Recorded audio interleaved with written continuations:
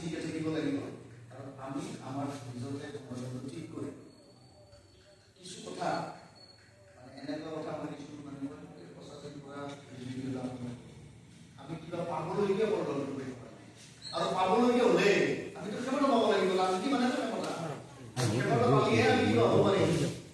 গতিকে আৰু আমাৰ মাজতে এই কথা কোৱা মাজতে আৰু আমি একাংশ এনেকুৱা কেৰম খেলি ভাল পাওঁ কিছুমানে হয়তো তাছ খেলি ভাল পাওঁ কিছুমানে হয়তো অন্য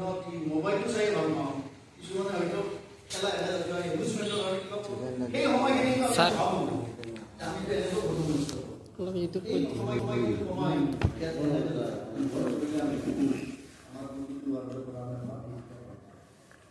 অন্য এটা কথা মনত আহিব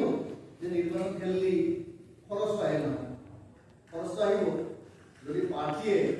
পাৰ্টিটো দিয়ে তেতিয়াহ'লে 4 টকা খৰচ হ'লে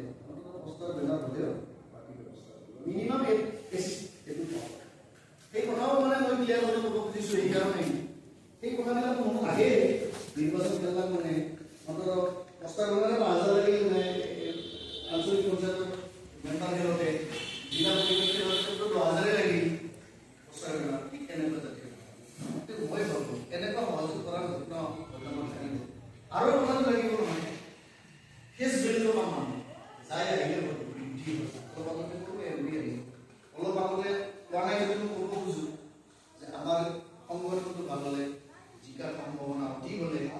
আৰু কোনোবাই আহি বিশেষ কৰি দিব সহযোগ কৰি দিব লগাই নিদিয়ে ধৰি ল'লোঁ আমাৰ দুগৰাকী মন্ত্ৰীও আছে আমি অলৰেডি সেই কথা কৰিছোঁ জিলাখন কৈ দিলে নহ'ব যে আপোনালোকক বেগ কৰিছে যি নহওক কাম কৰক একেলগে যুঁজ দিম আৰু যুঁজ দি মই ভাবোঁ নিশ্চিতভাৱে অসম গণ পৰিষদৰ জয় হ'ব আৰু এই জয় আহি থকা দিনত বিধানসভাত সহায় হ'ব আৰু বিধানসভাত সহায় হোৱাৰ লগে লগে এটা কথা মই অলপতে অনানুষ্ঠানিকভাৱে কৈছোঁ